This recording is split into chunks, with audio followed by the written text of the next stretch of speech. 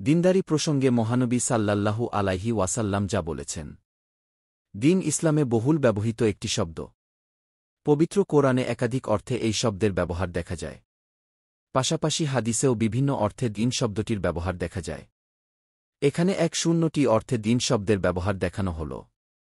১ বাধ্য, পরাভূত ও কর্তৃত্ব, যেমন রাসূল সাল্লাল্লাহু আলাইহি ওয়াসাল্লাম এর বাণী, বুদ্ধিমান সে ব্যক্তি যে তার নফসকে পরাভূত বা বাধ্য করেছে এবং মৃত্যুর পরবর্তী জীবনের জন্য আমল করেছে। তিরমিজি হাদিস ২৪৫৯। ২ বিচার করা ও মীমাংসা করা, যেমন জনৈক ব্যক্তিকে আলী রাদিয়াল্লাহু আনহু সম্পর্কে জিজ্ঞেস করা হলে তিনি বলেন, নবী করিম সাল্লাল্লাহু আলাইহি ওয়াসাল্লাম এরপর তিনি এই উম্মতের সবচেয়ে বড় বিচারক ছিলেন। লিসানুল আরব ১-৩ খণ্ড পি ১৬৯।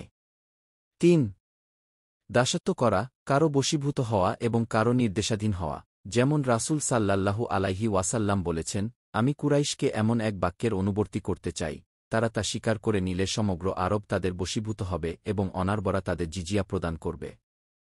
তিরমিজি হাদিস ৩২৩২। ৪ নিকটবর্তী হওয়া, যেমন হাদিসে বর্ণিত হয়েছে, অতঃপর লোকটি যখন রাসূলুল্লাহ সাল্লাল্লাহু আলাইহি ওয়াসাল্লাম এর নিকটবর্তী হল। ইমাম মুসলিম আশ-সহিহ কিতাবুল ঈমান রিয়াদ দারুস সালাম ১৯৯৯ খ্রি হাদিস ৮। ৫ শরীয়ত ও আইনকানুন, পথপন্থা, ধর্মমিল্লাত, রসম ও প্রথা, যেমন হাদিসে বর্ণিত হয়েছে, কুরাইশ ও যারা কুরাইশদের মতো পথের অনুসারী ছিল।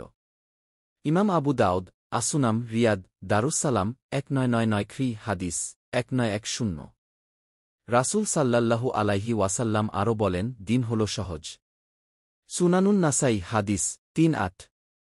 ৬ দিন ইসলাম অর্থ, যেমন রাসূল সাল্লাল্লাহু আলাইহি ওয়াসাল্লাম বলেন, প্রত্যেক ১০০ বছরের মাথায় আল্লাহ তাআলা এ উম্মতের জন্য এমন একজন ব্যক্তিকে প্রেরণ করেন, যিনি তাদের দিনকে সংস্কার করবেন।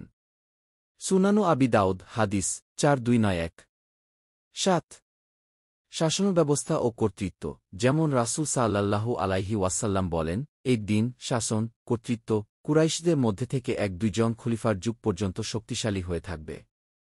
বুখারী হাদিস ৭২২২।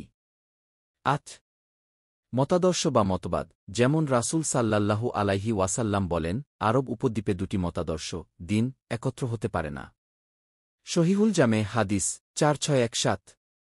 ৯ ভালো কাজ ও উত্তম রীতি, যেমন রাসূল সাল্লাল্লাহু আলাইহি ওয়াসাল্লাম বলেন, যে ভালো কাজ ধারাবাহিকভাবে করা হয় তাই আল্লাহর কাছে অধিকতর প্রিয়। সহিহুল বুখারী প্রথম খণ্ড কিতাবুল ঈমান হাদিস ৪৩। আল্লাহ সবাইকে সঠিক জ্ঞান দান করুন এবং জীবনের সর্বত্র দিন মেনে চলার তাওফিক দিন। আমিন। দিন প্রচারের উদ্দেশ্যে ভিডিওটি শেয়ার করুন। লাইক, কমেন্ট, ফলো এবং চ্যানেলটি সাবস্ক্রাইব করে পাশে থাকবেন। জাযাকাল্লাহ খৈরান।